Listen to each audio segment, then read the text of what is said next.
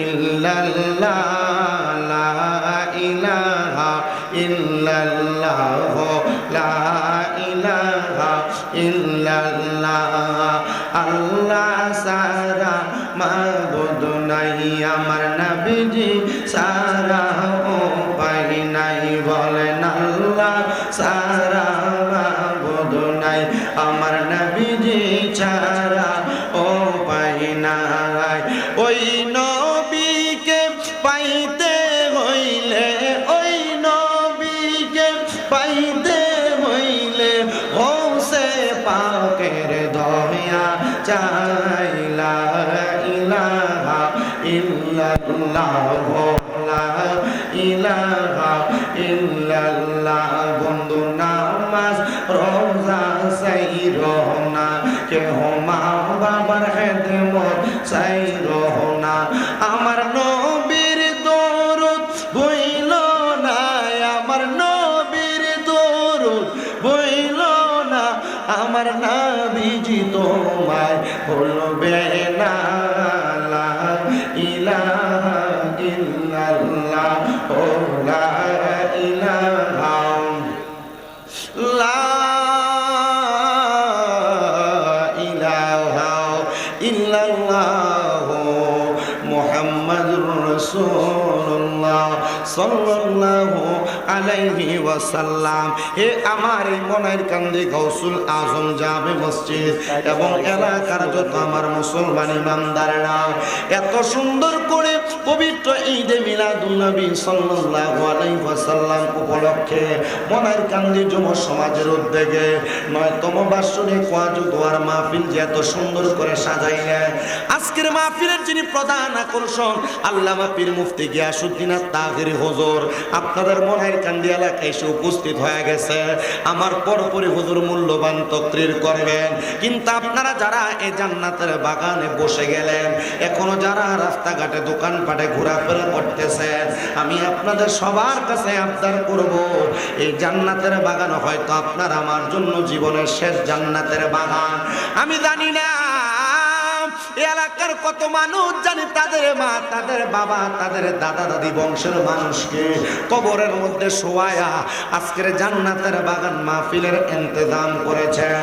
আল্লাহর নবীর তিরমিজি শরীফের একটা হাদিস শরীফ পড়ে দেখলাম, নবী আমার বলে উম্মত, দুনিয়ার জমিনে কোনো মানুষের যখন মা, কোনো মানুষের যখন বাবা, তার আওলাদ বংশধর যখন ইন্তেকাল করে, আর ওই এলাকার মধ্যে যখন কোরআন সুন্নাহর কোনো বাগান সাজানো হয়, আমার আল্লাহ তাআলা ওই মানুষগুলার রূহগুলাকে কবর থেকে উন্মুক্ত করে ছেড়ে দেয়, আর কবরবাসী রূহগুলা ওই জান্নাতের বাগানের ডাইনে বামে সামনে পেছনে ঘুরতে থাকে। তারা ভিক্ষুক যেমন ভাবে ভিক্ষা চায়, কবরবাসী রূহগুলা তেমন ভাবে ভিক্ষা চায়, আর বলতে থাকে আমার সন্তান আছো নাকি, আমার আত্মীয় স্বজন আছো নাকি, তোমরা আমার জন্য একটু প্রাণ ভরে দোয়া করবা। এ যুবক, এ আমার পর্দার অন্তরালের মা বোনেরা, এ আমার মনের কান্দি এলাকার মুরব্বী বাবারা, আপনাদের যাদের মা, যাদের বাবা, যাদের বংশের মানুষ কবরে, না জানি আজকে আপনাদের কাছে তারা হাত বাড়াইয়া দিছে, তাদের জন্য একটু খাস করে করে দোয়া করার জন্য। ও বাবা যান, আমি আপনাদের সবার কাছে একটা আবদার জানাই, জীবনের গুনাহ নিজেও মাফ করাইবেন, আপনার বংশের মানুষের জন্য মাফ করাইবেন, কিন্তু যদি আপনি মাফ না করাইতে পারেন, হয়তোবা আপনার বংশের মানুষ আপনার জন্য লানত প্রদান করবে। কবরবাসীরা যখন দুনিয়া থেকে কবরে ফিরে যাবে, ওই কবরে ফিরে যাওয়ার পরে তারা যায় দেখবে এক শ্রেণীর মানুষের কবরের মধ্যে আযাব নাই। তারা বলবে, আল্লাহ আমার কবরের মধ্যে আযাব ছিল, এখন কেন আমার কবরে আযাব নাই? ডাক দিয়ে বলবে, রে কবরবাসীরা, এমন একটা সন্তান তুমি দুনিয়াতে রেখে আসছো, এমন একটা নাতি, এমন একটা আওলাদ ওয়ারিসদার তুমি রেখে আসছো, তোমার জন্য কবরের মধ্যে দোয়া পাঠাইছে, তোমার জন্য মাগফিরাত কামনা করছে, এই জন্য তোমার কবরের আযাব মাফ করা হয়েছে। আরেক শ্রেণীর মানুষ কবরে যেয়ে দেখবে তাদের কবরটার মধ্যে আযাব আগের চাইতে বেশি। ও আল্লাহ, আমার আমার পাশের কবরের আযাব মাফ, কিন্তু আমার কবরের মধ্যে কেন এখন আযাব মাফ হয় নাই? তখন আমার আল্লাহর ফেরেশতারা বলবে, বান্দা তুমি দুনিয়াতে এমন কোন নেককার ওয়ারিসদার রেখে আসো নাই, এমন কোন সন্তান রেখে আসো নাই যেই সন্তান তোমার জন্য দোয়া করবে, যেই সন্তান তোমার ছাড়া আপন কে নাই। মারহাবা আল্লাহ আল্লাহ নবী ছাড়া আপন কে নাই রে মুমিন ভাই, নবী ছাড়া আপন কে নাই। মারহাবা আল্লাহ আল্লাহ নবী মাতৃ গর্বে আসিয়া পিতাহারা হইয়া এতিম রূপে নবী আসলেন এই দরায়। রব্বি হাবলি উম্মতি কান্দেন দয়াল নবীজি, এখন তো কান্দেন মদিনা আইরে মুমিন ভাই, নবী সারাই আমরা আপন কে নাই। মারহাবা আল্লাহ আল্লাহ নবী ছাড়া আপন কে নাই রে মুমিন ভাই, নবী সারাই আমরা আপন কে নাই। মারহাবা আল্লাহ আল্লাহ ইয়া রাব্বি হাবলি উম্মতি কান্দেন দয়াল নবীজি, এখন তো কান্দেন মদিনায়। মারহাবা আল্লাহ আল্লাহ উম্মতের লাগিয়া নবী সাজদায় আছেন পড়িয়া কান্দেন সদা উম্মতের মায়া হায়রে মুমিন ভাই, নবী সারাই আমরা আপন কে নাই। মারহাবা আল্লাহ আল্লাহ আই বহরবীর আব্দুল কাদের আউলিয়ার শিরোমণি। মারহাবা আল্লাহ আল্লাহ আই বহরবীর আব্দুল কাদের আউলিয়ার শিরোমণি। মারহাবা আল্লাহ আল্লাহ তোমারি ওই নামের গুণে গাউস, তোমারি ওই নামের গুণে আগুন হইয়া যায় পানি। আইব রবির আব্দুল কাদের আউলিয়ার শিরোমণি। মারহাবা আল্লাহ আল্লাহ রমজান মাসের পয়লা তারিখ আসলা ববেতে করহনি যে দুধ পাল তুমি রোজা রাখছ বলে। মারহাবা আল্লাহ আল্লাহ মুর্দা কলবে জিন্দা কর গাউস, মুর্দা কলবে জিন্দা কর ও গো গাউসে লাসানি। আইব রবির আব্দুল কাদের আউলিয়ার শিরোমণি। মারহাবা আল্লাহ আল্লাহ মুর্শিদ বিনে খোদা তো পাবি না জগৎ বাসীরা, মুর্শিদ বিনে খোদা তো পাবি না। মারহাবা আল্লাহ আল্লাহ যদি হয় তোর মনের টান ধর মুর্শিদ বাবা জাগান, আল্লাহ রাসূল সর্বদাই মিলে গে। মারহাবা আল্লাহ আল্লাহ মুর্শিদ পাইলে রাসূল পাবে, রাসূল পাইলে খোদা পাইবে, সেই কথাটা মুসনবীর ঘটনা জগৎবাসীরা। মুর্শিদ বিনে খোদা তো পাবি না। মারহাবা আল্লাহ আল্লাহ আল্লাহ আল্লাহ লা ইলাহা ইল্লাল্লাহ মুহাম্মাদুর রাসূলুল্লাহ সাল্লাল্লাহু আলাইহি ওয়াসাল্লাম আল্লাহুম্মা আমিন আল্লাহুম্মা আমিন ইয়া রাব্বাল আলামিন আসসালাতু ওয়াসসালামু আলা রাসূলিহিল কারীম রব্বানা যালামনা আনফুসানা ওয়া ইন লাম তাগফির লানা ওয়া তারহামনা লানাকুনান্না মিনাল খাসিরিন মাবুদু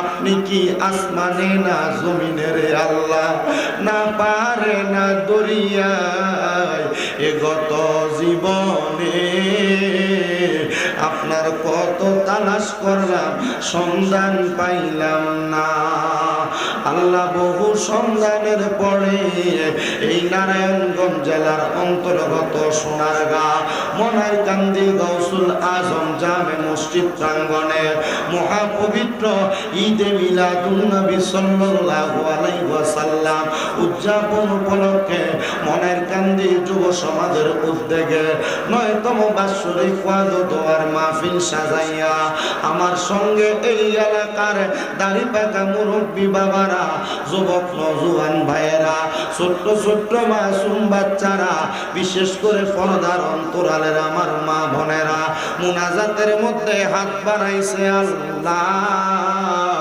যার হাতটা তোমার দরবারে মায়া লাগে পছন্দ হয় ওই হাতের উসিলায় আমরা প্রত্যেকের জীবনের গুনাহ মাফ কইরা আমরা রেজবি গুনাহ মাসুম বান্দা বানায়া দাও এরে আমার এই মনারকান্দি এবং আশেপাশে এলাকার ভাই বাবারা গো কিরে ভাই মাইকের আওয়াজ আপনাদের কানে যায় না যাত্রা জীবনের শেষ মুনাজাত করে হাত বাড়াইছো ও ভাই তোমরার মতো কত ভাই বাবারা জানি অন্ধকার কবরে মুর্দা লাশ হইয়া শুইয়া রইছে আজকের মুনাজাত তাদের নসিব হইছে না বাইরা রে যেই দিন মালাকুল মউত আজরাইল তোমার সামনে চলে আসবে মাপ চাওয়ার মতো কোনো সুযোগ তোমার থাকবে না আমি গুনাহগার শামীম হোসেন রাজার সঙ্গে এই মনারকান্দি গাউসুল আজম মসজিদ মাঠ প্রাঙ্গণে দুইটা হাত যদি বাড়াইয়া দিয়া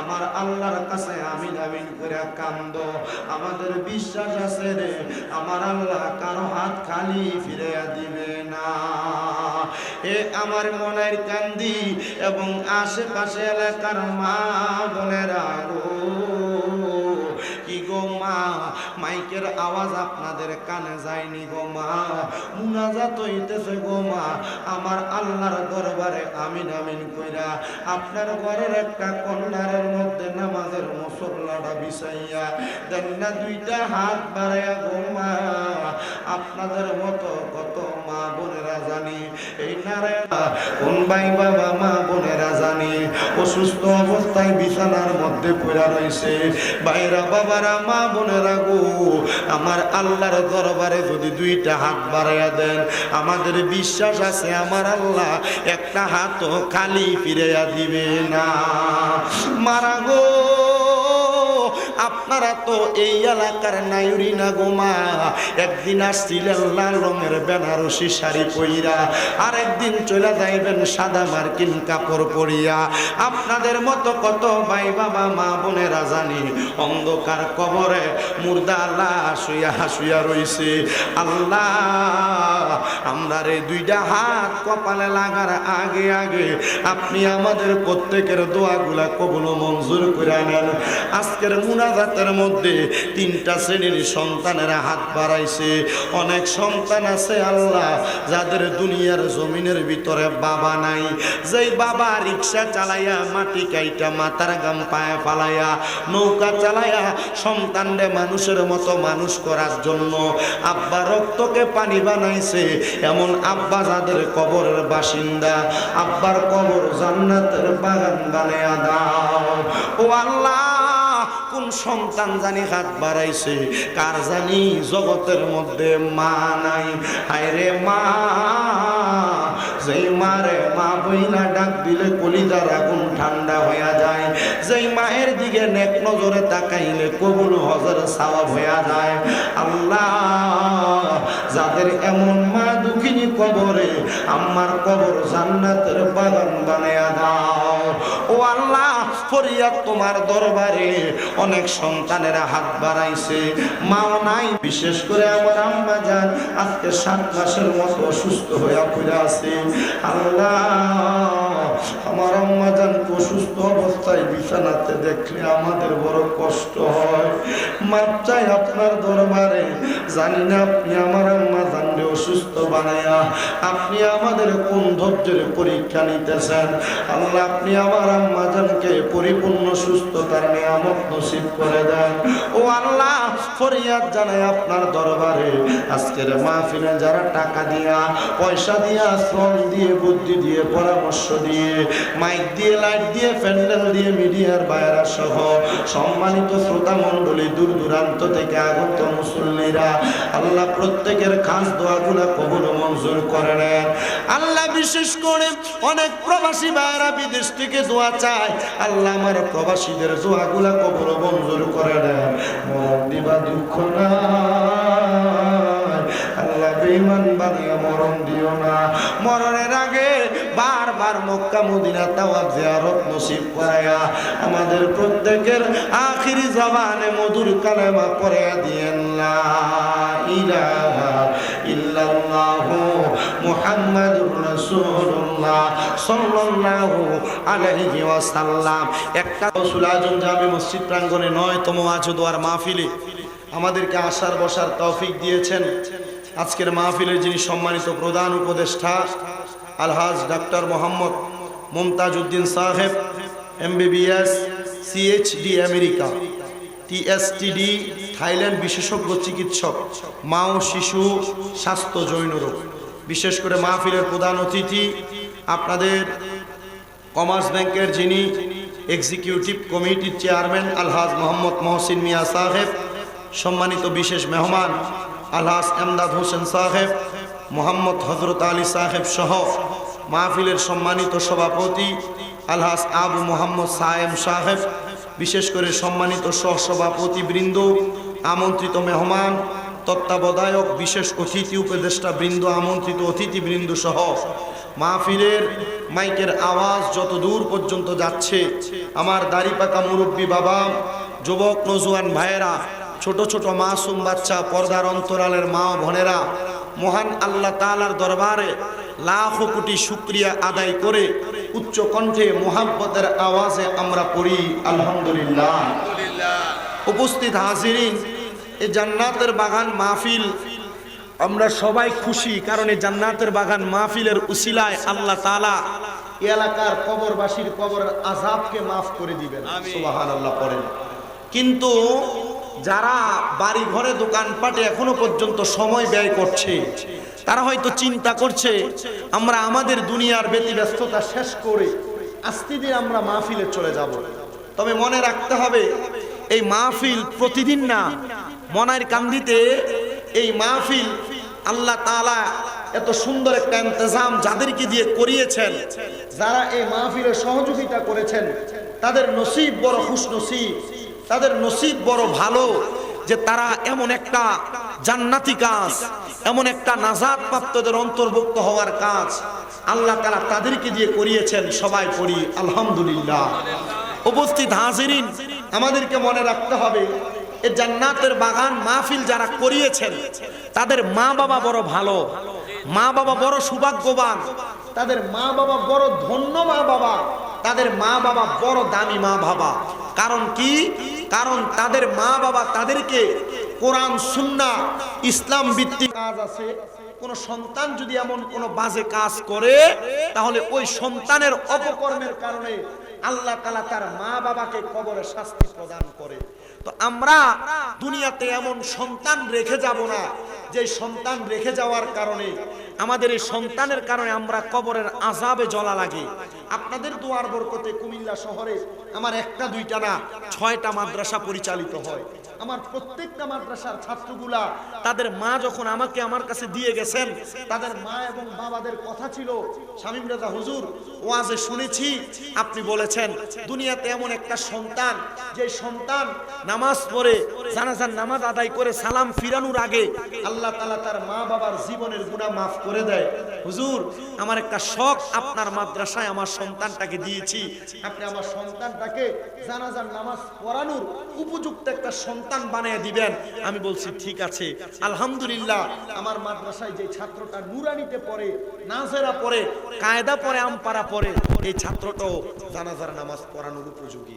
তা আমি আপনাদেরকে সেই কথা বলে যাচ্ছি, এমন একটা সন্তান আপনারা রেখে যান যে সন্তান আপনার কবরে নাজাতের কারণ হয়, যে সন্তান আপনার কবরে বেহেশতে যাওয়ার কারণ হয়, যে সন্তান আপনাকে কবরে জান্নাতি নাজ নেয়ামত পাওয়া দেওয়ার কারণ হয়। এমন সন্তান রেখে যায়েন না যে সন্তান আপনার দুনিয়া এবং আখিরাত দুইটাই বরবাদ করে দেয়। ওই সন্তানের কারণে মা বাবা আযাবের শিকার হয়।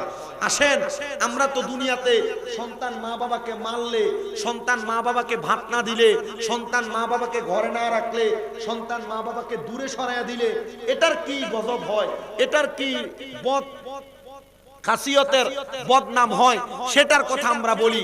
কিন্তু কোন মা বাবা সন্তান জন্ম দেওয়ার পর ওই মা বাবা সন্তানের উপর কি কি দায়িত্ব আছে, এই দায়িত্বগুলো মা বাবা পালন না করলে ওই মা বাবার কি হয় আমাদের একটু জানা দরকার আছে না? আপনার কথা বলে জানা দরকার আছে না? মনে করেন আপনি মনে করতেছেন আপনি আপনার সন্তানের বাবা, আপনি আপনার সন্তানের মা, আপনি সন্তান জন্ম দিয়েছেন, মনে হয় আপনার দায়িত্ব শেষ। আসলে কি এমন না? আপনার কিছু দায়িত্ব আছে। আসেন, আল্লাহর নবী বুখারী শরীফ, মুসলিম শরীফ, ইবনে মাজাহ শরীফে যে হাদিস কোট করা এবং কি মিশকাতুল মাসাবিতে এই হাদিস কোট করা, এই হাদিস শরীফটা আমি আপনাদেরকে শোনাই, একটু মনোযোগ দিয়ে শুনবেন। আমার মুসলমান ইমানদাররা, আল্লাহর নবী জানিয়ে দেন উম্মত, দুনিয়ার জমিনের মধ্যে যখন কোন মা বাবা কোন সন্তান জন্ম দেয়, ওই সন্তান জন্ম দেওয়ার পরে একটা মা বাবার উপর একটা দুইটা না মোট 5টা দায়িত্ব থাকে। 5টা। সাহাবায়ে কেরাম বলে ইয়া রাসূলুল্লাহ, ইয়া হাবিবাল্লাহ, নবী আপনার কাছে জানতে চাই, আপনি বলেন না একটা সন্তান জন্ম দেওয়ার পর ওই মা বাবার 5টা দায়িত্ব কি? নবী আমার বলেন, কোন মা বাবা সন্তান জন্ম দেওয়ার পর আযান দেওয়া। আপনারা জোরে বলেন, সন্তানের কানে কি দেওয়া? সন্তানের কানে আযান দিয়ে দেওয়া। 2 নাম্বার, আল্লাহর হাবিব মুহাম্মদ মুস্তাফা সাল্লাল্লাহু আলাইহি ওয়াসাল্লাম নবী আমার জানায়া দেন উম্মত, 2 নাম্বার, কোন মা বাবা যখন তাদের সন্তান জন্ম দেয় তাদের দ্বিতীয় দায়িত্ব হলো 7 দিনের মাথায় ওই সন্তানের মাথার চুলগুলা মুন্ডায়া দেওয়া, কামায়া দেওয়া। 3 নাম্বার দায়িত্ব, কোন সন্তান জন্ম দেওয়ার পর ওই সন্তানের মা বাবার দায়িত্ব হলো ওই সন্তানের 7 দিনের দিন তার নাম রাখা। আর 4 নাম্বার দায়িত্ব, ওই সন্তান জন্ম দেওয়ার পর মা বাবা যদি সামর্থ্যবান হয়, ছেলে সন্তান জন্ম দিলে ছেলে সন্তানের জন্য 2টা ছাগল কোরবানি করা, আকিকা দেওয়া। আর কন্যা সন্তান যদি হয়, কন্যা সন্তানের জন্য 1টা ছাগল আকিকা দেওয়া। এটা তার মা বাবার দায়িত্ব। ইয়া রাসূলুল্লাহ, ইয়া হাবিবাল্লাহ, নবী আপনার কাছে আমরা জানতে চাই, আপনি বলেন না ওই মা বাবার দায়িত্বটা কি এটার মধ্যে সীমাবদ্ধ? নবী আমার বলে না, যখন কোন মা বাবা তাদের সন্তানের পক্ষ থেকে আকিকা দেয়, ওই আকিকার মাধ্যমে দম দেওয়ার কারণে রক্তগুলা যে প্রবাহিত হয়, ওই রক্ত প্রবাহিত হওয়ার মাধ্যমে আল্লাহ তাআলা ওই নবজাতক সন্তানকে রোগ মুক্তি দান করে পড়েন সুবহানাল্লাহ। এ আমার মনের কামদির বাবা, আপনাদের সবার কাছে আমি একটা করজোরে আবদার জানাই, আপনাদের যাদের সন্তান জন্মগ্রহণ করেছে, আপনারা যারা এখনো পর্যন্ত সন্তানের আকিকা দেন নাই, আমি বলবো আপনারা মা বাবার দায়িত্ব হিসেবে আপনারা আপনাদের সন্তানের আকিকা প্রদান করে দিবেন। দেখবেন ছোট বাচ্চা জন্ম নিয়েছে, 2 দিন 5 দিন 7 দিন 1 মাস যায় নাই, প্রতি সপ্তাহে সপ্তাহে ডাক্তার কাছে নিয়ে যায়। প্রতি সপ্তাহে ডাক্তার না দেখাইলে সন্তান মনে হয় অসুস্থ, মারা যাবে। ও বাবা, কোন মুসলমান যদি তাদের সন্তানের আকিকা আদায় করে তাহলে ওই সন্তান রোগ থেকে হেফাজতে থাকে। তাহলে আমরা মা বাবা হিসেবে আমাদের দায়িত্ব, আমরা যেন আমাদের সন্তান জন্ম নেওয়ার পর ছেলে হলে 2টা ছাগল আর মেয়ে হলে 1টা ছাগল আমরা আকিকা প্রদান করি। ইয়া রাসূলুল্লাহ, ইয়া হাবিবাল্লাহ, নবীজি আপনার কাছে জানতে চাই, আপনি বলেন না আর কোন দায়িত্ব আছে? নবী আমার বলেন 5 নাম্বার দায়িত্ব কোন সন্তানকে মা বাবা জন্ম দেওয়ার পর ওই মা বাবার 5 নাম্বার দায়িত্ব হলো ওই সন্তানটাকে কোরআন শিক্ষা গ্রহণ করানো। এ বাবা, এই কোরআন এত দামি, এই কোরআন এত মর্যাদাওয়ালা, যদি কোনো মা বাবা তাদের সন্তানকে কোরআন না শিখায়, যদি কোনো মা বাবা তাদের সন্তানকে কোরআন শিক্ষা না দেয়, আল্লাহর নবীর তিরমিজি শরীফের হাদিসে মুবারাকা পড়ে দেখলাম নবী আমার বলে, উম্মত ওই সন্তানটা কাল ময়দানে মাশরে যাওয়ার পর ফুলসিরাতের পুলটা যেমন একবারে চিকন হবে, ওই সন্তানের বাবাকে ফুলসিরাতের এই পার আর ওই পারের মধ্যে লম্বা করে শোয়া দেওয়া হবে। ওই বাবার হাতগুলা থাকবে এক পাশে আর পাগুলা থাকবে আরেক পাশে। তখন সন্তানকে বলা হবে, সন্তান তুমি কোরআন তেলাওয়াত করো। সন্তান বললে, আমার আব্বা আমার আম্মা আমাকে কোরআনুল কারীম শিক্ষা দেয় নাই। তখন ওই সন্তান তার বাবার বুকের মধ্যে পাড়া দিয়া ফুলসিরাতটা পাড়ি দিবে, ফুলসিরাতটা পাড়ি দিবে। চিন্তা করে দেখেন মুসলমান ইমানদার, আপনার যে সন্তান আপনার গায়ের মধ্যে একবার পা লাগলে 2-3 বার সালাম করে, কিন্তু আপনি যদি আপনার সন্তানকে কোরআন না শিক্ষা দেন, ওই সন্তান আপনার বুকে পাড়া দিয়া ফুলসিরাত পার হবে। অনেকে চিন্তা করে, হুজুর আমার মা আমার আব্বা জান আমারে কোরআনুল কারীম শিখায় নাই, তাহলে আমি আমার মা বাবার বুকে পাড়া দিয়ে পার হয়ে যাব। না না না, কোন মানুষ উপযুক্ত বয়সের হওয়ার সাথে সাথে ওই মানুষ যদি কোরআনুল কারীম শিক্ষা গ্রহণ না করে, তাহলে ওই ব্যক্তিকে কোরআনুল কারীম না শিক্ষা গ্রহণ করার জন্য আল্লাহর দরবারে জবাবদিহিতা করা লাগবে। এ যুবক ভাই, এ মুরব্বী বাবা, এ পর্দার অন্তরালের মা বোনেরা, দুনিয়ার গান বাজনা মোবাইলের হেডফোন কানে লাগে কত সুন্দর শ্রবণ করেন, দুনিয়ার যত রকমের কাজকর্ম আছে আপনি সব কাজ করতেছেন, কিন্তু আল্লাহ তাআলার কোরআনুল কারীম আপনি সুন্দর করে পড়তেছেন না, মুখস্থ করতেছেন না। মনে রাখতে হবে, এটার কারণে আল্লাহর কাছে জবাবদিহিতা করা লাগবে। এ দাড়ি পাকা মুরব্বী বাবা, আমি আপনাদের কাছে করজোরে আপনার জানাই, যারা কোরআন পড়তে পারেন আলহামদুলিল্লাহ, কিন্তু যারা কোরআনুল কারীম পড়তে জানেন না, এটার কারণে আপনারা সবাই আল্লাহ তাআলার কোরআনকে মুহাব্বত করবেন, বুকে ধারণ করবেন। দেখবেন আমার আল্লাহ তাআলা এটার কারণে আপনাকে দুনিয়া এবং আখিরাতের মধ্যে নাজাত দান করে দিবে। পড়েন সুবহানাল্লাহ। আল্লাহুম্মা সাল্লি আলা সাইয়্যিদিনা মাওলানা ওয়া আলা আলি সাইয়্যিদিনা। মুহাব্বতে পড়েন আল্লাহুম্মা সাল্লি মাওলানা মুহাম্মদ ওয়া আলা আলি সাইয়্যিদিনা। নবীজি আপনার ভালোবাসায় জীবনের গুনাহ ঝরে যায়, নবীজি আপনার ভালোবাসায় ওয়াইসাল করনি জুব্বা পায়। আল্লাহুম্মা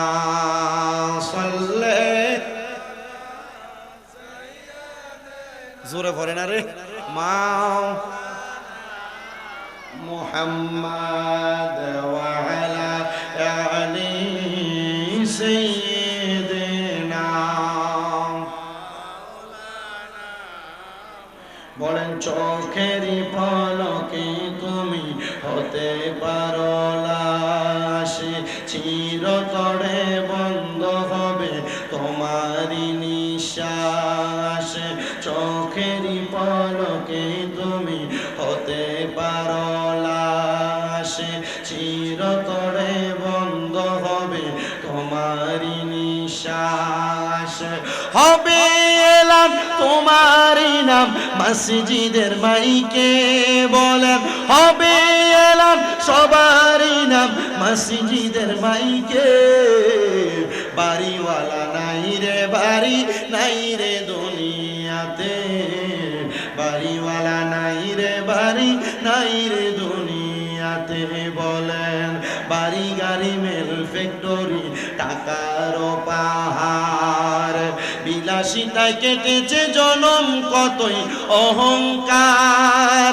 বাড়ি গাড়ি মেল ফ্যাক্টরি টাকার পাহাড়, বিলাসিতায় কেটেছে জনম কতই অহংকার। দামি কাপড় ছেড়ে হবে, দামি কাপড় ছেড়ে হবে সাদা কাফনে পরিতে। বাড়িওয়ালা নাই রে বাড়ি নাই রে দুনিয়াতে, বাড়িওয়ালা নাই রে বাড়ি নাই রে দুনিয়াতে। তোমার ভয়ে থাকতো মানুষ ছিল বাহাদুরি, ভাবনি হাওয়ায় উড়া তুমি যে রঙিন ঘুরি। তোমার ভয়ে থাকতো মানুষ ছিল বাহাদুরি, ভাবনি হাওয়ায় উড়া তুমি যে রঙিন ঘুরি। সুতোই টানে দিলে মালিক, সুতোই টানে দিলে মালিক পারবে না থাকিতে। বাড়িওয়ালা নাই রে বাড়ি নাই রে দুনিয়াতে, বাড়িওয়ালা নাই রে বাড়ি নাই রে দুনিয়াতে। বাড়িওয়ালা নাই রে বাড়ি নাই রে দুনিয়াতে, বাড়িওয়ালা নাই রে বাড়ি নাই রে দুনিয়াতে।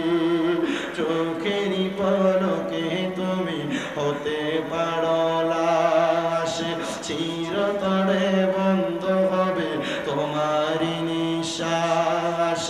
হবে এলান তোমারই নাম মসজিদের মাইকে, বাড়িওয়ালা নাই রে বাড়ি নাই রে দুনিয়াতে। আমার সোনার গা মনের কান্দির বাবারা, আপনারা বলেন মরণ কথাটা কি সত্য না মিথ্যা? আমরা সবাই একদিন মরতে হবে, এই বিশ্বাস কার কার আছে? ডান হাত তুলে আমার আল্লাহকে দেখায়, আর জবানটা খুলে একটা তাকবীর হবে। নারে তাকবীর। আওয়াজ দেখতে আসতে হইছে, সন্দেহ আছে আপনাদের? সন্দেহ আছে মরার ব্যাপারে? তো মোহাব্বতের তাকবীর হবে। নারে তাকবীর, নারে রিসালাত, পবিত্র ঈদে মিলাদুন নবী, মনের কান্দি গাউসুল আজম জামে মসজিদ, হযরতুল আল্লামা পীর মুফতি গিয়াসউদ্দিন আত-তাহেরি সাহেবের আগমন। সবাই জোরে পড়ি মারহাবা। প্রধান আকর্ষণ চলে আসছে, আমার ওয়াজ শেষ, হুজুর স্টেজে চলে আসবে। তবে আপনাদের কাছে আমার আবদার, আপনারা বলেন এই কোরআন হাদিস শিক্ষা গ্রহণ করলে যদি নাজাত পাওয়া যায়, আমরা সবাই এই কোরআন শিখার দরকার আছে না? মা বাবা সন্তানকে নেক সন্তান বানায় কবরে গেলে মা বাবা যদি নাজাত পায়, আমরা নিজেরা নাজাত পাওয়ার জন্য আমাদের ছেলে মেয়েকে কোরআন শিখানোর দরকার আছে না? আমি আপনাদেরকে ছোট্ট একটা বাণী শুনিয়ে দেই, কারগুজারির জন্য এবং নিজের জীবনে শিক্ষা গ্রহণ করার জন্য আপনারা বাণীটা মনে রাখবেন। আল্লাহ তাআলার একজন খাস বন্ধু হযরতে ইউসুফ তাফতাজানী রাহমাতুল্লাহ আলাইহি, দুনিয়ার কোন সাধারণ ব্যক্তি না, হযরত ইউসুফ তাফতাজানী রাহমাতুল্লাহ আলাইহি বলেন, হে দুনিয়ার মানুষের দলেরা, দুনিয়ার জমিনের মধ্যে থাকা অবস্থায় আমি ইউসুফ তাফতাজানী, আমি যখন ফজরের নামাজ আদায় করতাম, ফজরের নামাজ আদায় করে আমি ততক্ষণ পর্যন্ত নামাজের মুসল্লা থেকে উঠতাম না যতক্ষণ পর্যন্ত সূর্য উদয় না হইতো। সুবহানাল্লাহ বলেন, একটু মনোযোগ দেন। ইউসুফ তাফতাজানি রাহমাতুল্লাহ আলাইহি, তিনি বলেন আমি ততক্ষণ পর্যন্ত নামাজের মুসলা থেকে উঠতাম না, কতক্ষণ? যতক্ষণ না সূর্য উদয় হইত। হযরত ইউসুফ তাফতাজানি, আপনি সূর্য উদয় হওয়া পর্যন্ত নামাজের বিছানার মধ্যে আপনি কি করতেন? আমরা তো নামাজ আদায় করি, মুরগি যেভাবে ঠোকর দিয়ে দিয়ে আদার খায়, আমরা রুকু আর সিজদা এমন তাড়াতাড়ি করে করি। কিন্তু যারা আল্লাহর খাস নেককার বান্দা, আল্লাহর ওলি, তিনারা কিন্তু এমন তাড়াহুড়া করে নামাজ আদায় করতেন না। তিনাদের নামাজ ছিল খোদা ভীতিওয়ালা নামাজ। তিনারা যখন নামাজ আদায় করতেন আমার আল্লাহর সাথে কথা বলতেন। বলেন সুবহানাল্লাহ। হযরত ইউসুফ তাফতাজানি বলেন, এ দুনিয়ার মানুষ, আমি নামাজ আদায় করে সূর্য উদয় হওয়া পর্যন্ত অপেক্ষা করতাম, কারণ আমার নবীও অপেক্ষা করতেন। মিশকাতুল মাসাবির বাবু সালাতের মধ্যে আমার নবীজির ফজরের নামাজের ব্যাপারে হাদিস বর্ণনা করেন। নবী আমার বলেন, আমি নবী ততক্ষণ পর্যন্ত ফজরের নামাজ পড়ে নামাজের মুসল্লা থেকে উঠতাম না যতক্ষণ পর্যন্ত সূর্য উদয় না হতো। সূর্য উদয় হওয়ার পর আমার নবী 2 রাকাত নামাজ আদায় করতেন, যেই নামাজটা আমরা তাসবিহের নামাজ অথবা দুহারের নামাজ হিসেবে জানি। নবী আমার 2 রাকাত নামাজ আদায় করে তারপরে বিছানা থেকে উঠতেন। হযরত ইউসুফ তাফতাজানি বলেন, ঠিক তেমন ভাবে আমি 2 রাকাত নামাজ আদায় করতাম সূর্য ওঠার পরে। আমি 2 রাকাত নামাজ আদায় করে আল্লাহ তাআলার কাছে দোয়া করতাম আর ক্ষমা প্রার্থনা করতাম, আল্লাহ যেন সারাটা দিন আমাকে উত্তম রিজিক এবং হালাল ভাবে চলার তৌফিক দান করে। আর আমি ইউসুফ তাফতাজানির দ্বারা যেন আমার দ্বারা কোনো মানুষের কষ্ট আর ক্ষতি না হয়। এ নারায়ণগঞ্জের সোনার গাঁয়ের মনায়ের কান্দি সুন্নি সমাবেশ ওয়াজ মাহফিলের বাবারা, বন্ধুরা, আমরা বাঙালি যারা, আমরা চিন্তা আমরা সম্পদ বলা হব। আর যারা আল্লাহর নেককার বলি, নেককার বান্দা, তাদের এমন একটা খাসিয়ত ছিল, তারা নামাজ আদায় করে আল্লাহর দরবারে দোয়া করতেন, ও আল্লাহ, আমার দ্বারা যেন কোনো মানুষের ক্ষতি না হয়, আমার দ্বারা যেন কোনো মানুষ কষ্ট না পায়। ও বন্ধু, যেই বন্ধু আলীদের, যে আল্লাহর খাস বন্ধুদের এমন খাসিয়ত ছিল, বাংলাদেশে কিছুদিন আগে ওই আল্লাহর ওলিদের মাজারের উপর হামলার আক্রমণ করা হয়েছিল। কিন্তু বাংলাদেশের সুশীল সমাজের কত মানুষ আছে, বাংলাদেশের মুফতি বাংলায় কথা বলে, বাংলাদেশের বিভিন্ন জায়গায় নাচ গানে হামলা করলে কথা বলে, কিন্তু আল্লাহর ওলিদের মাজারে হামলা করেছে, ওই বিয়াদবেরা কোনো কথা বলে নাই। তার মানে বোঝা যায় ডাল মে কুছ কালা হে, এটার ভিতরে কোনো লটর পটর আছে। এই জন্য আল্লাহর ওলির মাজার ভাঙ্গা নিয়ে তারা কোনো কথা বলে নাই। মনে রাখতে হবে, গান বাজনার ভিতরে আঘাত আসলে, মিছিল মিটিং এ আঘাত আসলে যাদের গা চলে, আর আল্লাহর ওলির মাজারের মধ্যে আঘাত আসাতে যাদের গা চলে নাই, এরা মুসলমান না, এরা মুনাফিক, এরা বেঈমান। আল্লাহর ওলিদের ব্যাপারে বাজে মন্তব্য করা, আল্লাহর ওলির মাজারের মধ্যে হামলা করা, আক্রমণ করা, এটা ভালো খাসিয়ত না, এটা বদ খাসিয়ত। কি খাসিয়ত? এটা বদ খাসিয়ত। কেমন বদ খাসিয়ত? ছোট বাচ্চারা যখন খেলা করে, আমাদের এদিকে এটাকে বালুবাতি খেলা বলে। বাচ্চারা বালু দিয়ে ঘর বানায়, বালু দিয়ে প্যাক দিয়ে দেখবেন ডেক বানায়, ডেকসি বানায় না? এই 10-15টা বাচ্চার মধ্যে একটা বাচ্চা থাকে খুব দুষ্ট, যে বাচ্চাটা যে মনে করেন 5 জনের খেলার মাঝখানে কিছু ধুলাবালি মেরা দেয় অথবা পাড়ায় এগুলো সব ভাঙা দেয়, আছে না? এটারে কি বলেন আপনারা? দুষ্ট। এই বাংলাদেশের সোনার সংসার সাজাইছেন আল্লাহর ওলিরা, কথা বলে না কেন? আপনারা শাহজালাল ইয়ামিনী আইসা আমরার পরনের ধুতি খুললে আমরার লুঙ্গি পরাইছে, কথা বলে না কেন? নারায়ণগঞ্জে বড় বড় আল্লাহর ওলি নাই? ঢাকা শহরে বড় বড় আল্লাহর ওলি নাই? চট্টগ্রামে বড় বড় আল্লাহর ওলি নাই? সোনার বাংলাদেশের প্রত্যেকটা জেলায় জেলায় এক একজন করে আল্লাহর বড় কুতুব নাই? এই কুতুবরা বাংলাদেশকে সাজাইছে, ওই মাঝখান দিয়ে আইসা বাচ্চাদের খেলনারে পাড়াইয়া দিয়ে ভাঙ্গা দেয়, এটারে বলে দুষ্ট।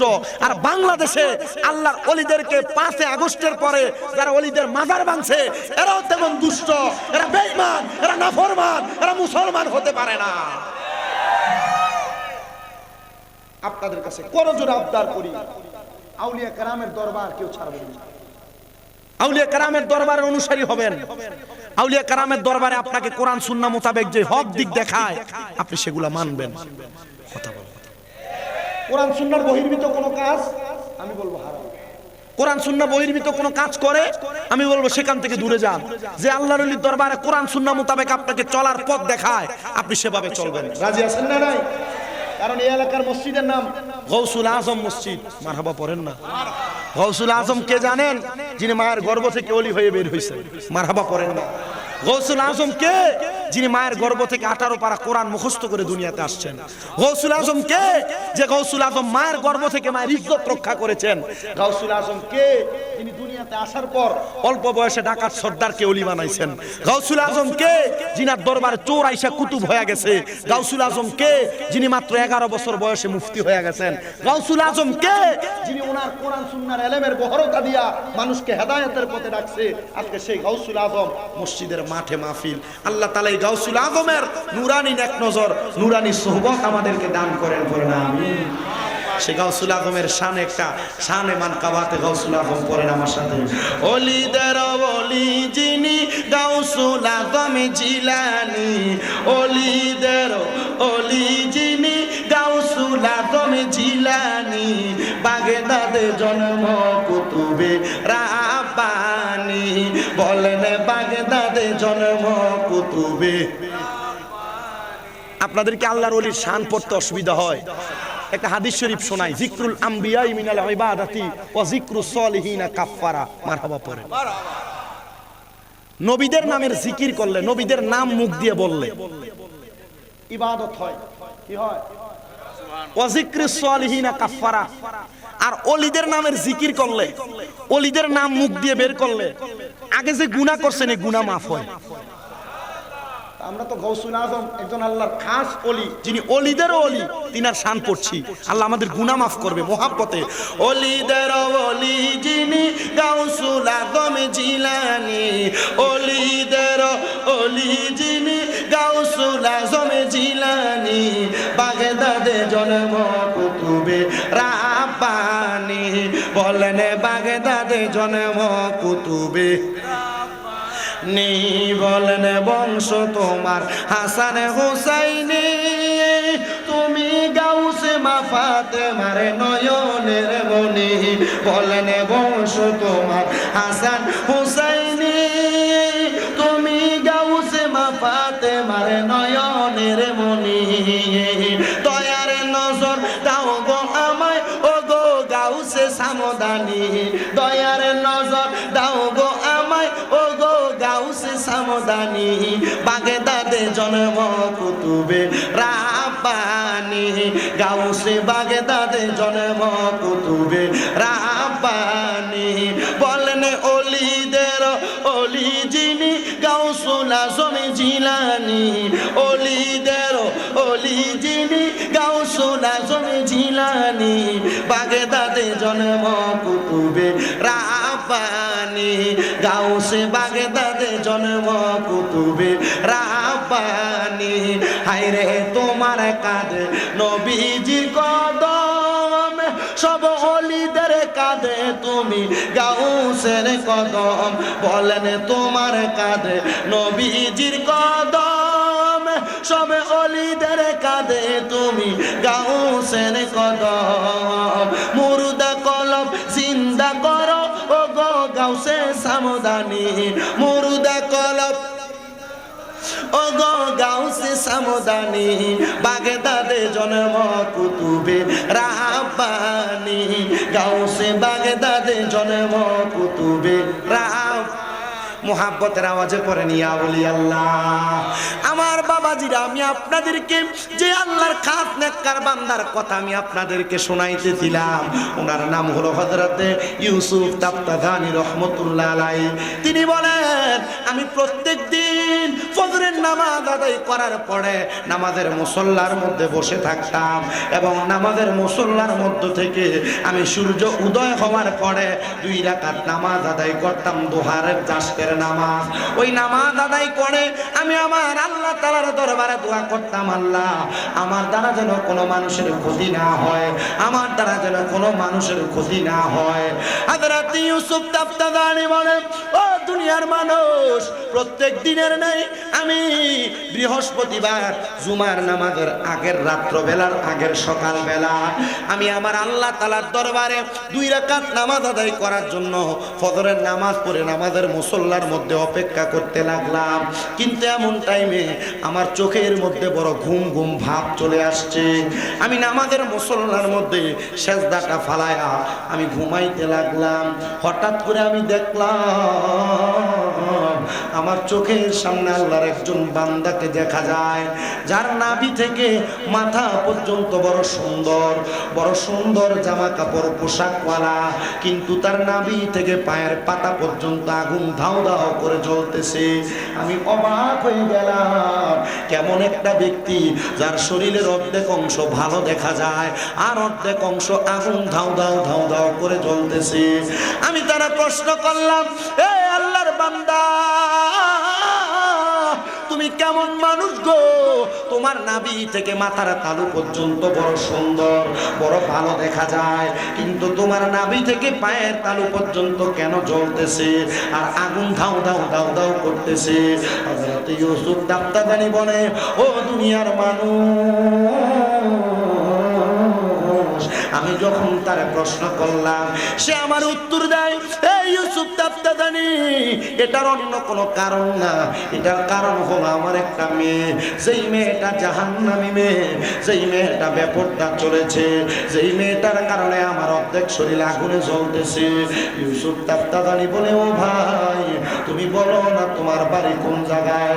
বলে, যেই জায়গার মধ্যে তুমি নামাজ আদায় করো ওই জায়গা থেকে সামান্য পূর্ব অঞ্চলের মধ্যে নদীর কিনারার মধ্যে আমার বাড়ি।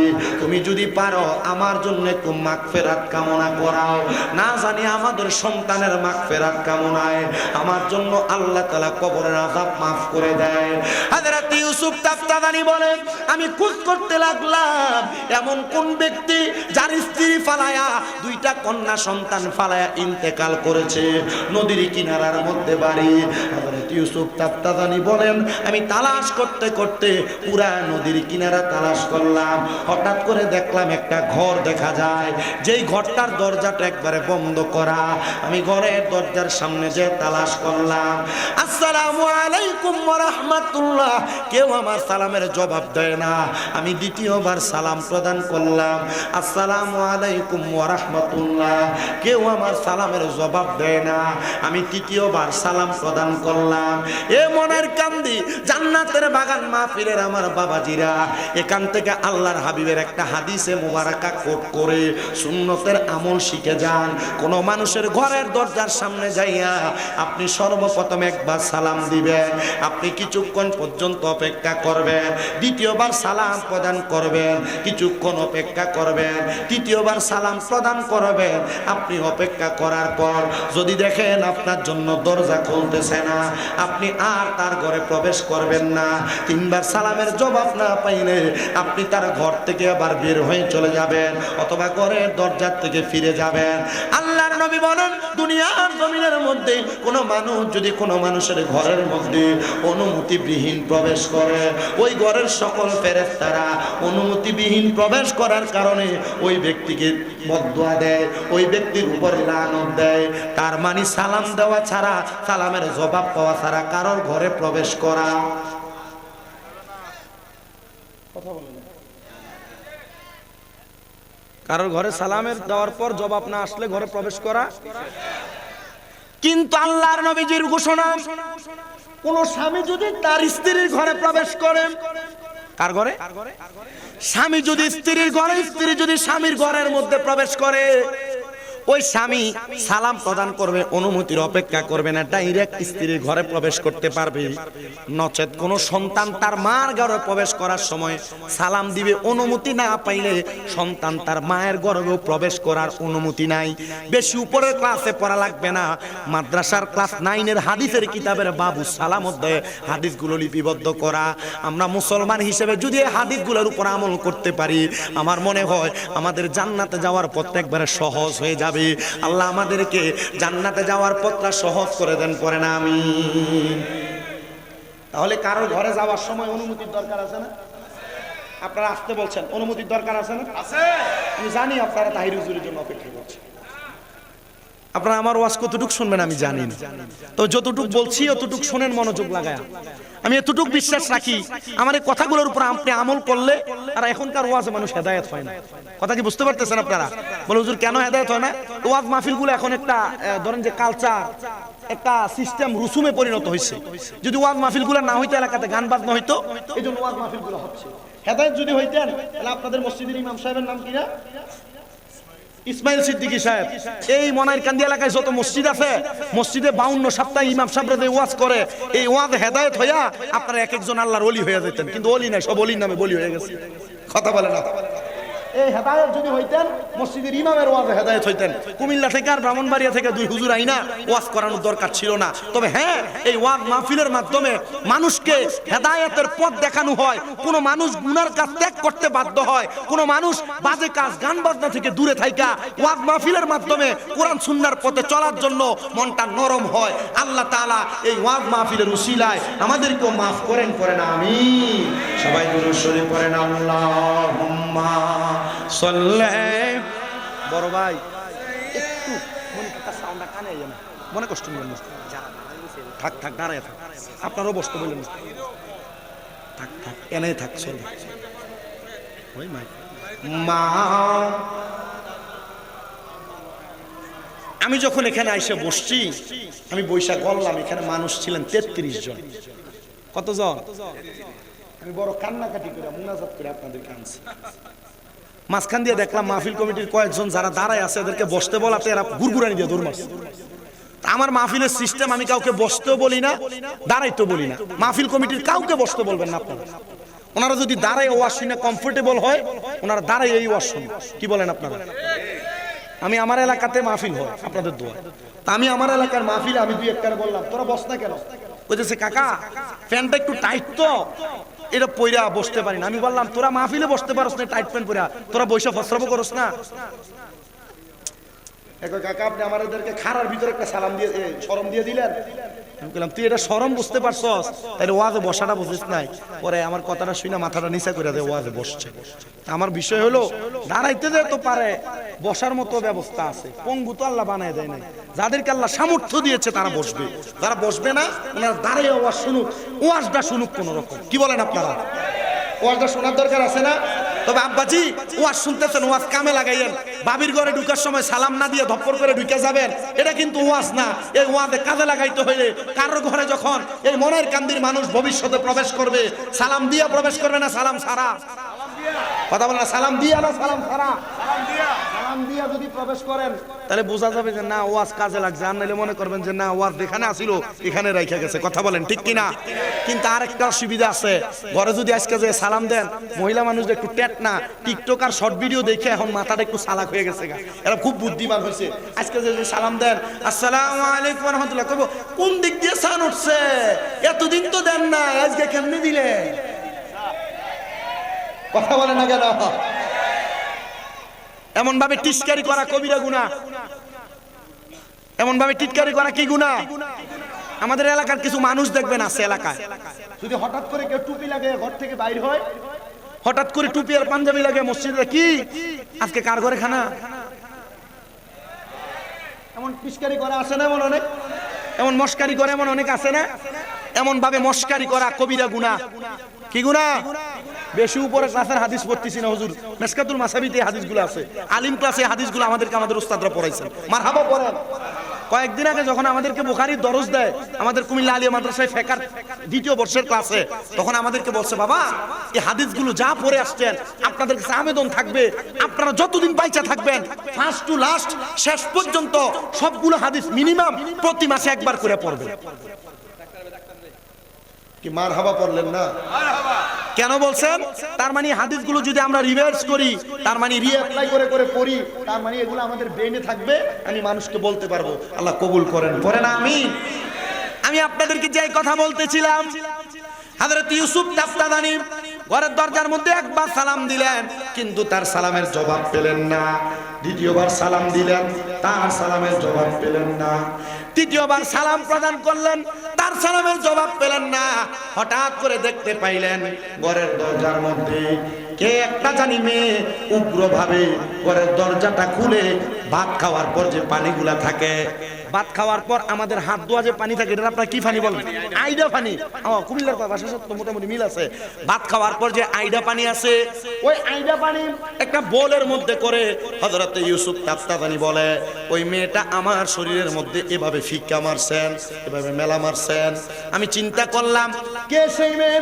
আমি 3 বার সালাম দিলাম, সালাম দেওয়ার পর জবাব দেওয়া ওয়াজিব। ঘরের মধ্যে থেকে জবাব তো দেয় নাই, ডাইরেক্ট আমার গায়ের মধ্যে পানি ফিক্কা মারছেন।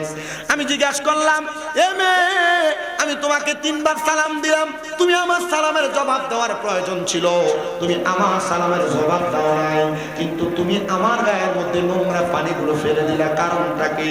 মেয়েটা ডাক দিয়ে বলেন, আপনি কে? আপনাকে চিনি না, আমি আপনার সালামের জবাব কেন দিব? এমন টাইমে আরেকটা মেয়ে বোরকা পরা, নেকাব পরা বের হয়ে আইসা বলতেছে, হুজুর আল্লাহর ওয়াস্তে ক্ষমা করবেন, আমার এই বোনটা একটু উগ্র স্বভাবের, এই বোনের চরিত্রে একটু সমস্যা, আপনি রাগ করবেন না, আপনি আমাদেরকে বদয়া দিবেন না। হুজুর ডাক দিয়ে বলেন, মা,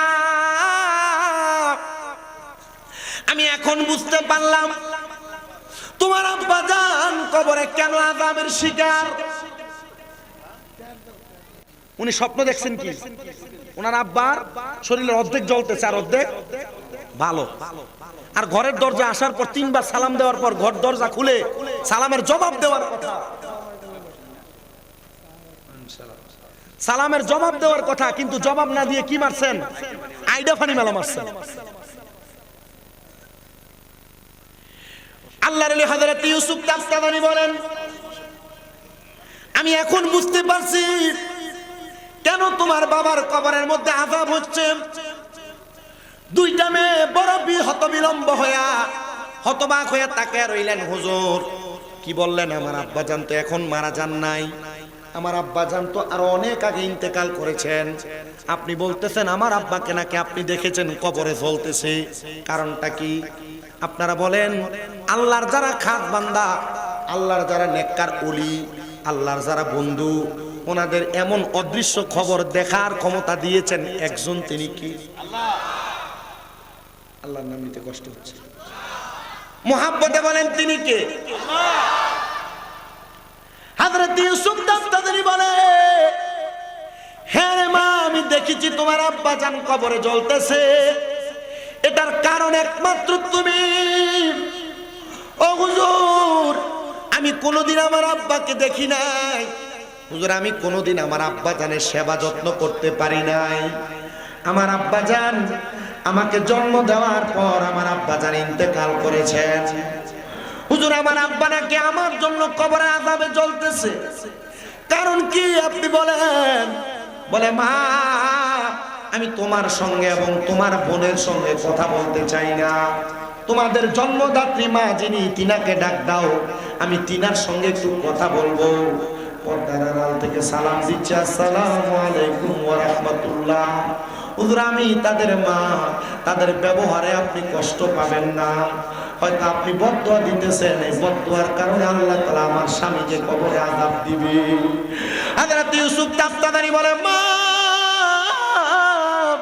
শুনেন মা, আপনার 2টা মেয়ের মধ্য থেকে যেই কোনো একটা মেয়ের অপকর্মের কারণে আল্লাহ তাআলা আপনার স্বামীকে কবরে আযাব দিতেছে গো মা। আপনি বলেন না আপনার কোন মেয়েটা এমন ভাবে চলাফেরা করে যার কারণে আপনার স্বামীর কবরে আযাব? উনি বলে, হুজুর আমার আল্লাহ তাআলা আমার গর্ভের মধ্য থেকে 2টা সন্তান গর্ভপাত করাইছেন, এর মধ্যে আমার একটা কন্যা সন্তান কোরআনে হাফেজা, একটা মেয়ে কোরআন মুখস্থ করেছে। হুজুর আরেকটা মেয়ে এমন ভাবে চলাফেরা করে যার পর্দা পশিদার কোনো ঠিক নাই, সে কোনোদিন নামাজ পড়ে না, সে পুলগুলা ছেড়ে দিয়ে দিয়ে রাস্তায় রাস্তায় হাঁটে, সে পরপুরুষের সঙ্গে মোলাকাত করে, সে পরপুরুষের সঙ্গে কথা বলে। হুজুর এই জন্য হয়তো আমার আল্লাহ তাআলা আমার স্বামীকে কবরে আযাব দিতেছে। ওই ব্যাপারটা মাইয়াটা ডাক দিয়া কয়, হুজুর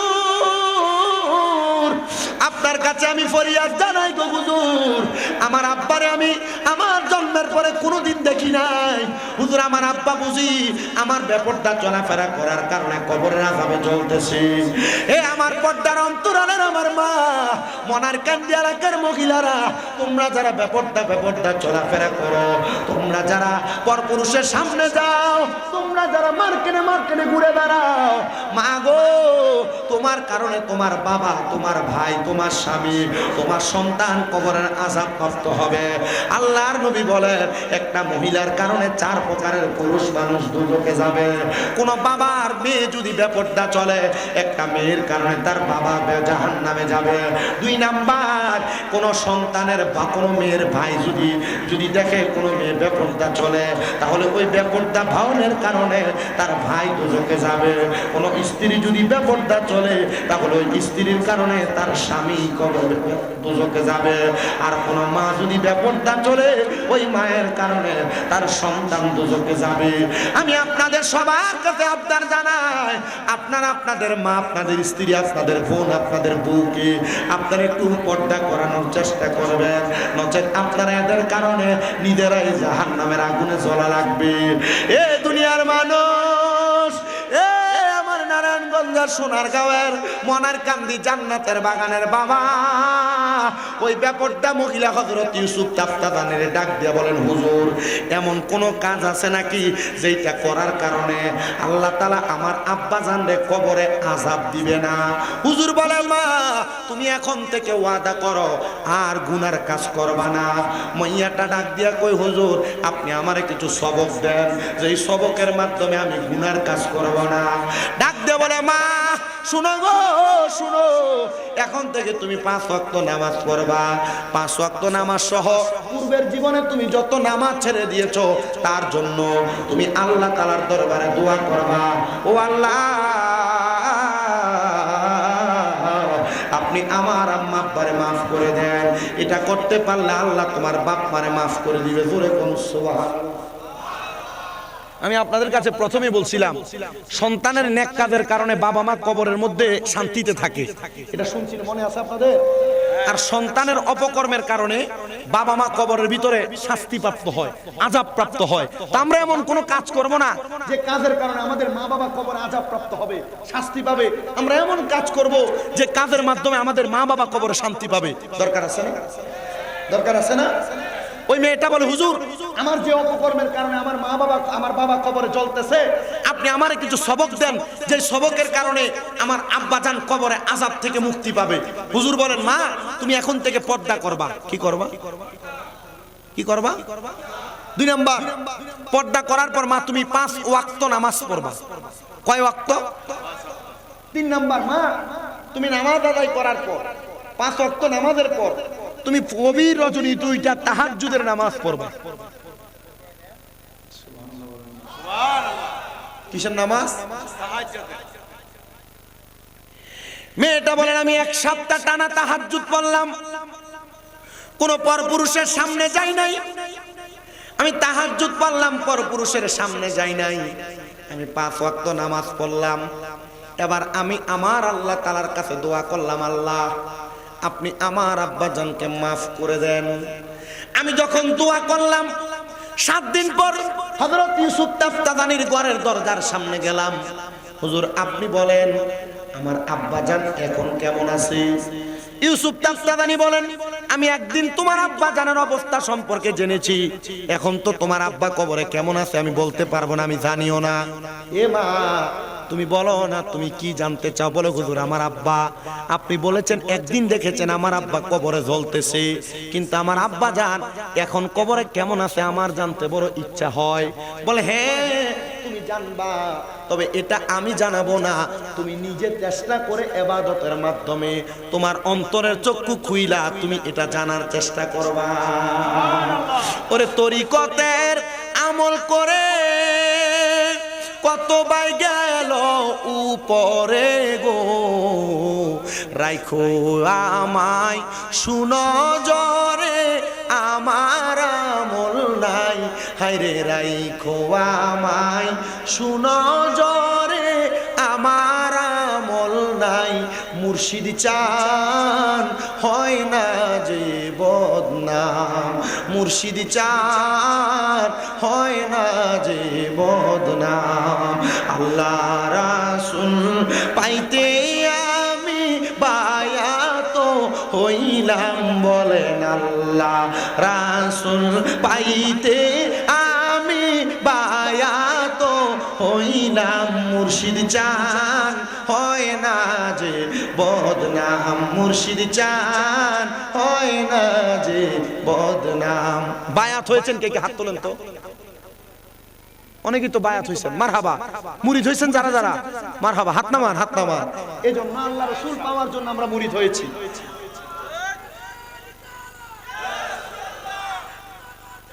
জিন্দাবাদ, মারহাবা পড়েন। তরিকতের একজন পাগল, এটা সক্রিয় এখন পাওয়া গেছে। মারহাবা কন্যা, আরো জোরে কন্যা মারহাবা। আল্লাহ কবুল করেন, আমাদেরকে তরিকত এবং আউলিয়া কারামের ছায়া তলে থাকার তৌফিক দান করেন, করেন আমিন। আমরা আল্লাহ এবং রসুলকে পাওয়ার জন্য হক্কানি পীর মাশায়েখের হাত ধরেছি, ঠিক না? একটু মুহাব্বতে আপনারা করেন। আল্লাহ রাসূল পাইতে আমরা বায়াত হইলাম, বলেন আল্লাহ রাসূল পাইতে আমরা বায়াত হইলাম। মুর্শিদ চান হয় না যে বদনাম, মুর্শিদ চান হয় না যে বদনাম। আরে তুমি যেদিন যাবে চলে আমার রাইখো সঙ্গেতে গো, তুমি যেদিন আমি যেদিন যাব চলে এই দুনিয়ার মায়া ছেড়ে গো, রাইখো আমায় শুনো জরে আমার আমল নাই, হায়রে রাইখো আমায় শুনো জরে আমার আমল নাই। মুর্শিদ চান হয় না যে বদনাম, মুর্শিদ চান হয় না যে বদনাম, বলেন আল্লাহ রাসূল পাইতে আমি বায়াত হইলাম, বলেন আল্লাহ রাসূল পাইতে আমি 13 বার পর্যন্ত গুনছি, এরপরে আর গনি নেই। আমাকে অনেকবার আল্লাহ তাআলা খাজা গরিবে নওয়াজের দরবারে নিয়েছেন। আমি খাজা গরিবে নওয়াজের দরবারে যে দেখছি, গাঁজা দূরের কথা, হিন্দুরা যে খাজা গরিবে নওয়াজের দরবারে দাঁড়ায় থাকে, দৈনিক অনেক হিন্দুরা ইসলাম গ্রহণ করে খাজা গরিবে নওয়াজের দরবারে, আর এটা খাজা গরিবে নওয়াজের বিরোধিতা করতেছে। তো তোমরা বিরোধিতা করো, খাজা গরিবে নওয়াজ ওনার ঢঙ্কা ওইখানে চালাইতেছেন। কথা বলেন না, ঠিক না বেঠে? এই জন্য আমরা যারা বায়াত গ্রহণ করি নাই, যারা মুরিদ হই নাই, আপনাদের সবার কাছে আবদার, কোরআন সুন্নাহ যাচাই করে কোরআন এবং হাদিসকে বোঝার জন্য, আল্লাহ এবং তার রাসূলকে পাওয়ার জন্য আপনারা বায়াত গ্রহণ করেন। যেই পীর আপনার পছন্দ হয় ওই পীরের হাত ধরেন। হুজুর হক্কানি পীর কোনটা এটা তো চিনি না। ইবনে মাজাহ শরীফের 303 নম্বর পৃষ্ঠায় আল্লাহর নবী হক্কানি পীর চিনার উপায় চিনায়া দেয়। নবীজি কেমনে চিনবো? বলতে ইজা রু উযকিরাল্লাহু আযজা ওয়া জাল্লা, যেই পীরের চেহারার দিকে তাকাইলে আল্লাহর কথা মনে হবে, এটাই হক্কানি পীর। সুবহানাল্লাহ, জোরে বললেন না? ওই মেয়েটাকে সবক দিয়েছেন আল্লাহর ওলি হযরত ইউসুফ তাফতাজানি। সবক কি? 3টা। বলেন কয়টা? 3টা সবক দিয়েছেন। 1 নাম্বার সবক, তুমি বেপরদা চলতে পারবে না।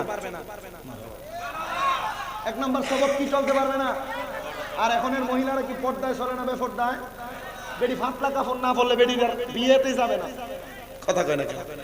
পাতলা কাপড় না পরলে গায়ে হলুদেই যাবে না। পাতলা কাপড় আর টাইট ফিটিং বোরকা না হইলে বাবার বাড়িতেই যাবে না। ঈদের সময় পাতলা পাতলা চিরা চিরা কাপড় না হইলে, পেট দেখা যায় এমন কাপড় না হইলে আর ঈদে হয় না। কথা বলেন না কেন? আমি আমার মা বোনদেরকে বলবো, আমি চাই না নারায়ণগঞ্জের সোনারগাঁয়ের মনারকান্দির কোন মহিলা দুজকে যাক। ও আম্মু, আমি চাই আপনারা সবাই জান্নাতে যান। মা, জান্নাতে যাইতে হইলে বেপরদা চলা যাবে না, টাইট ফিটিং জামা পরা যাবে না, আপনার পেট দেখে কাপড় পরা যাবে না, স্বামীর সঙ্গে খারাপ আচরণ করা যাবে না। অনেক মহিলারা স্বামীর সঙ্গে খারাপ আচরণ আর বেপরদা পেট দেখে থাকা, বেপরদা টাইট ফিটিং জামা পরে চলা, এটার কারণে দুজকে যাবে সোনার বাংলাদেশে। কত পুরুষ মানুষ মায়া কান্না করে শুধু তার স্ত্রীর খারাপ ব্যবহারের কারণে। যে মহিলারা স্বামীর সাথে গলা উঁচা করে কথা বলে, রাহমাতুল্লিল আলামিন নবীজি ঘোষণা করছেন, দুনিয়াতে যেই ঘরের মধ্যে দেখবা স্বামীর গলার আওয়াজের চাইতে মহিলার গলার আওয়াজ বেশি, তাহলে মনে করবো ওই ঘরটা দুজক। যদি দেখতে চাও ওই ঘরের দিকে তাকাও। তাহলে যেই ঘরে মহিলার গলার আওয়াজ বেশি, স্বামীর কথা চলে না, স্ত্রীর কথাই বেশি চলে, তাহলে দুজক দেখতে হলে আমরা কোথায় দেখবো? ওই ঘরের দিকে দেখব। আল্লাহ আমাদেরকে বোঝার তৌফিক দান করেন। মেয়েকে সবক দিলেন কয়টা?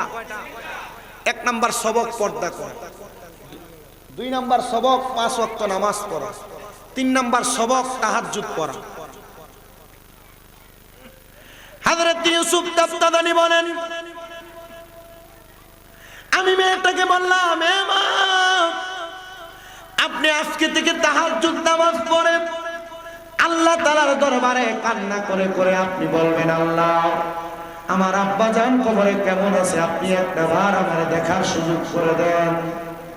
মেয়েটা বলে, দুনিয়ার মানুষ, আমি আমার হুজুরের সবক মোতাবেক আমি আবার তাহাজ্জুদের নামাজ পড়তে লাগলাম।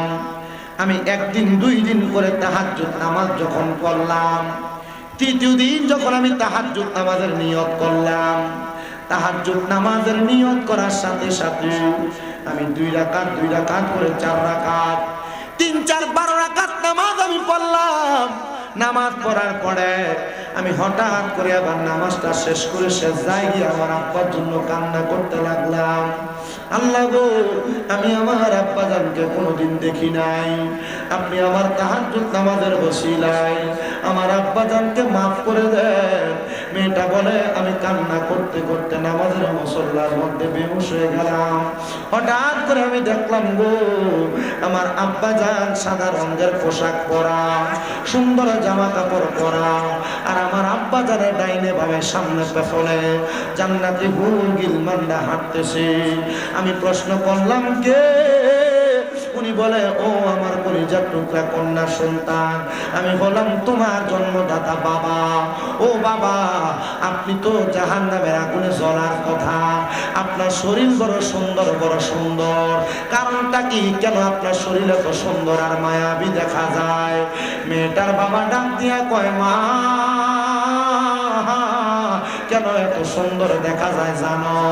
তুমি কন্যা সন্তান, যেই দিন বলেছ আর ব্যাপারটা চলবে না, যেই দিন থেকে 5 ওয়াক্ত নামাজ পড়া শুরু করে দিয়েছো, আর যেই দিন থেকে নামাজ আদায় করার পরে তাহাজ্জুদ নামাজ পড়ে তুমি আমি আব্বার জন্য দোয়া করতেছ, আমার আল্লাহ তাআলা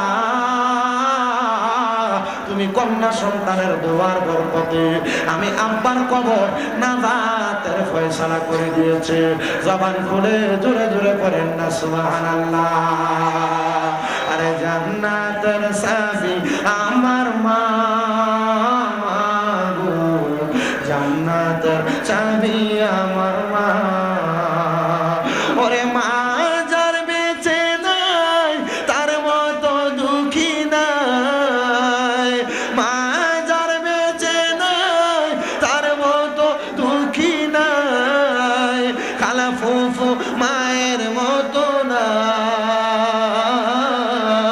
চাচা জেডি চাচি জেডি মায়ের মতো না। জান্নাতের চাবি আমার মা, জান্নাতের চাবি আমার মা, গো জান্নাতের চাবি আমার মা। ওরে মা, যার বেঁচে নাই তার মতো দুঃখী নাই, মা যার বেঁচে নাই তার মতো দুঃখী নাই, খালা ফুফু মায়ের মতো না, গো জান্নাতের চাবি আমার মা, জান্নাতের চাবি আমার মা, গো জান্নাতের চাবি আমার মা। সবাই মোহাম্মতে তাকবীর দেন, নারে তাকবীর, আল্লাহু আকবার, নারে রিসালাত, নারে গাউসিয়া, আহলে সুন্নাত ওয়াল জামাত, আসুদ্দিনা তাহির সাহেবের আগমন মনের কান্দির পক্ষ থেকে, মনের কান্দির পক্ষ থেকে নারে তাকবীর, নারে রিসালাত। আল্লামা পীর মুফতি গিয়াসউদ্দিন আত-তাহিরি সাহেবের আগমন নারায়ণগঞ্জবাসীর পক্ষ থেকে, সোনারগাঁওবাসীর পক্ষ থেকে, মনের কান্দির পক্ষ থেকে সবাই জুড়ে বলি মারহাবা, মোহাব্বতের আওয়াজে বলি মারহাবা।